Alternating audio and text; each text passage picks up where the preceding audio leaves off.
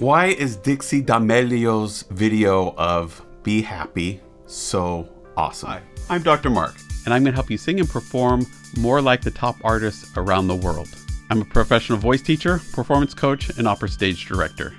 I've helped thousands of singers around the world learn the techniques and methods that got the top singers to where they are. I found this video because I looked on YouTube under music trending. People are going crazy about this thing, and I wanted to see what is it that's making this so awesome, that's making people want to watch this.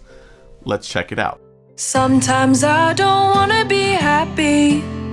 Don't hold it against me. If I'm down, just leave me there, let me be sad.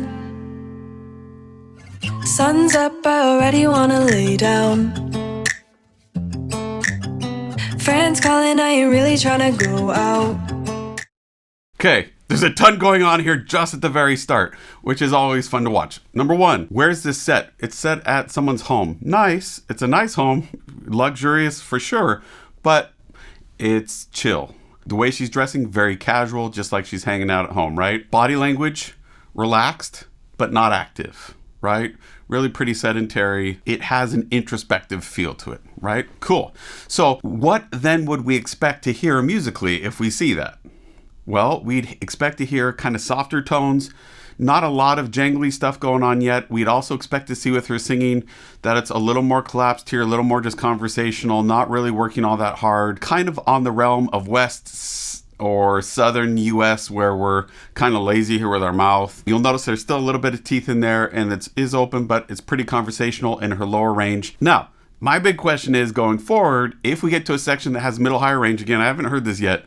So is the upper teeth going to come out? Are we going to get this 80% of yawning smile? I'm guessing so, but we'll see. If it does go there, we'll probably also get some more variety in the instruments and a little more jangly, because again, it's going to match more, right? We have a little bit more brightness, forwardness, ping in that sound, and consequently, we're going to have to match a little bit with the instruments, or vice versa, however you want to think about it. Let's see what we got.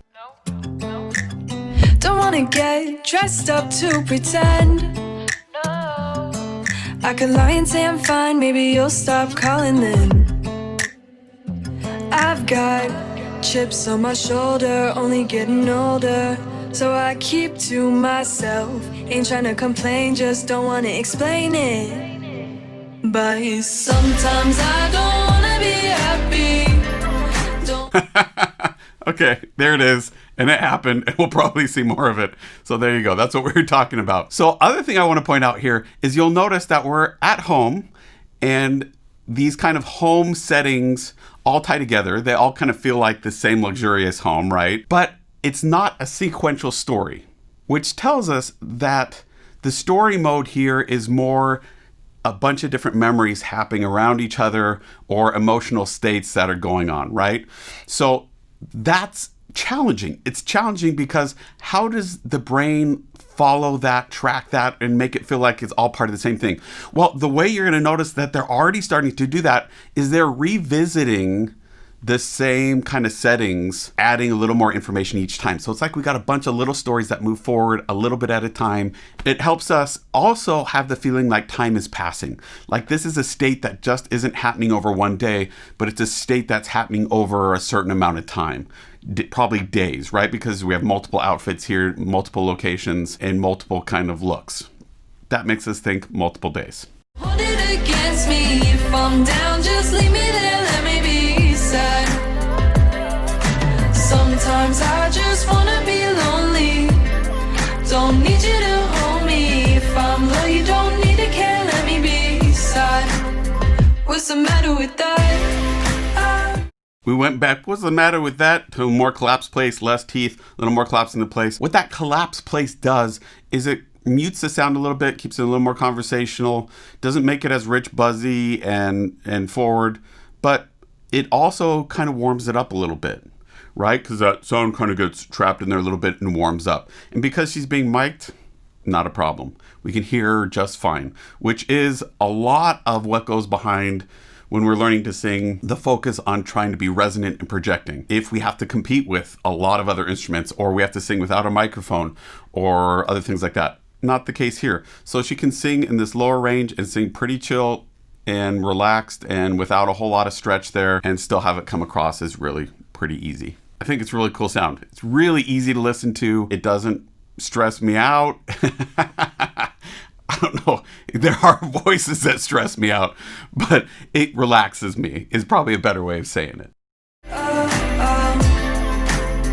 What's the matter with Also, on the breathy side of things, right? Which also kind of softens it down, gives it this more chill, introspective, sighing kind of feel to it, right? And it works. What's the matter with bad days? It's okay, let me feel it. Okay, we had a real kind of stop in the music and a clear new section. We get a really new visual image with that umbrella and the wall. Awesome. Big sharp change in the music. Big sharp change needs to happen with what's going on visually. And we're seeing that here. Whoever's doing the videography and storyboarding here, awesome. In some ways you gotta break your heart to heal. Get it back, it keeps continuity. I know I'm gonna feel this way again. Goes to the same other locations, ties it in with everything else. That wouldn't change anything. I've got chips on my shoulder, only getting older. So I keep to myself. Ain't trying to complain, just don't wanna explain it. But sometimes I don't wanna be happy. Don't hold it against me. If I'm down, just leave me there, let me be sad. Sometimes I just wanna be lonely. Don't need you to hold me. If I'm low, you don't need to care, let me be sad. What's the matter with that? Okay, question for you. Is she being super expressive with her face here? Remember, that's one of our biggest communicators is our eyes and our face, our mouth, what's going on there. Is she being really expressive? I think the temptation is to be, no, she's just being neutral and blah. That's a form of being expressive. Now, the challenge is the expression she's giving matching what she's singing about in the song? Yeah, it definitely is. You'll notice when she gets that higher range and the teeth have to come out, we actually see her singing a lot less often. We're just seeing her face. Again, yes, I realize that this is probably recorded somewhere else and she's singing to a track in her ear or something like that, or that's playing and we're not actually hearing her sing. But even when people are lip syncing or they're singing in a video like this and we're hearing something different, usually what they're doing with their mouth matches pretty close to what they're actually doing they're singing live, because otherwise we wouldn't quite believe it, right? It just wouldn't really work. We wouldn't believe that they're really singing. They got to really sing it, even though if that we're not hearing the sound that they made when they made it. Anyways, what we have going on here is we have this mouth goes down when we're seeing most of the time the sound parts, middle high range. We see that smile come out, but because the eyes still kind of say sad and down, we believe that she's still sad and down. We set the precedent at the very start of what the mood we're going for, so that even if we deviate from it, as long as the eyes stay in that same realm or whatever we're trying to communicate, it still has that mood of the song, right? Whatever mood we set a song with at the beginning, it always kind of carries that flavor all the way through. Even if we go to a completely contrasting emotion later in the song, it still kind of has a bit of the flavor in there, right? So that's one thing you really want to think about. What is the base mood flavor that you're setting for your song? And really making sure that that first bit really communicates that strongly like it does here. Awesome. What's the matter with that? What's the matter with sadness? Making me feel the way I feel right now. Gladness. Okay, something we're talking about, self-soothing gestures. What are self-soothing gestures? Well, basically, when we feel stressed, sad, down, need some kind of relief from emotional pain or stress, discomfort, anything in there, we instinctually stimulate parts of our body that have a lot of nerve endings. Our hair, our ears, our neck, our face, our hands, our legs, right? We stimulate them and we do it. We do this all day, every day. And I know what you're thinking. You're thinking of your mind starting to go to other places that I'm not intending to go right now, so don't go there. We're just sticking with everyday stuff that you'd find people doing all over the place. This is really crucial because A, if you can notice in the real world, you're going to be able to see a lot of more about what people's internal state is when they're really doing that a lot. 2, it is really crucial as a performer, because if you don't do it, we're not going to believe that you're really feeling those emotions. Those little quirky tick things, self-soothing gestures that we do are really crucial. Now, the key is this: they can't be nervous performer you trying to soothe yourself. It has to be the character of the song doing what they would need to do to soothe themselves. Those are two very different things.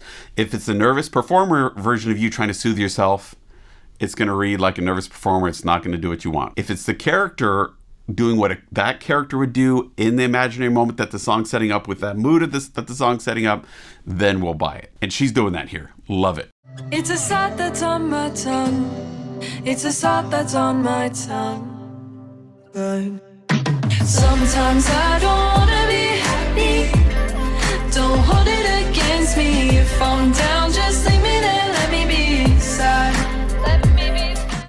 So you'll notice we keep adding new visual locations and times of day, or that the old ones keep morphing into new things. And then we keep going back to other ones too.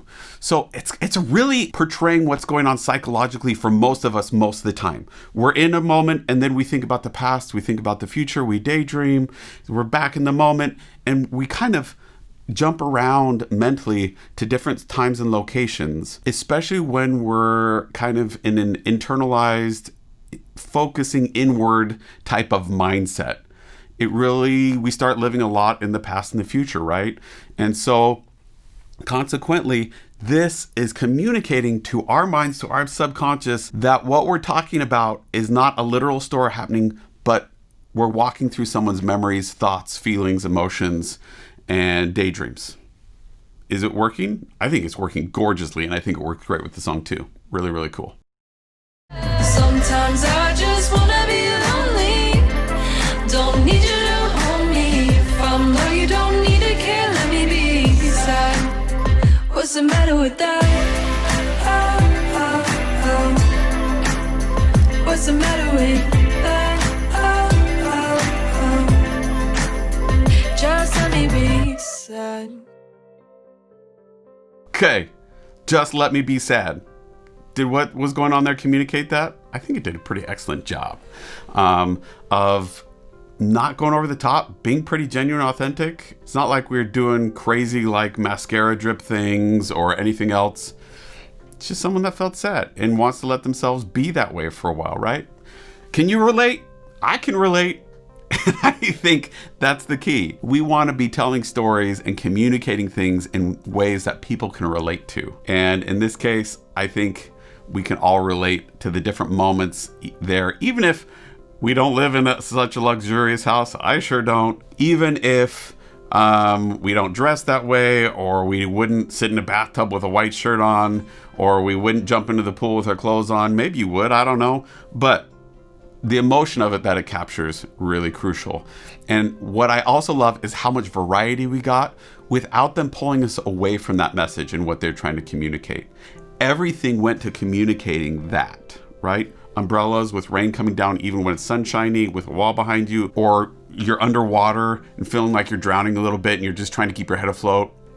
These all communicate the same message, giving us new information with each, and a new aspect to consider with each new cut to a new angle, a new shift, a new scene. And I think that's pretty awesome. Vocally, I loved how she kept it chill. She kept that voice really consistent all the way up. Again, one of the ways she did that is as she went to the middle, higher voice, 80% yawning smile, this ass bass, upper two smile, consistent airflow. I go like this because we see it everywhere.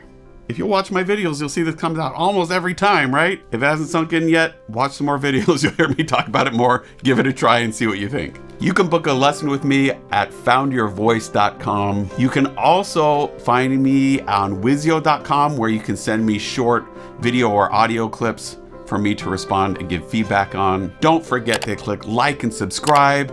Share your comments, share what you want to see next, share what you loved about the video and what made you want to watch it in the first place. I'd love to hear what you have to say. See you next time.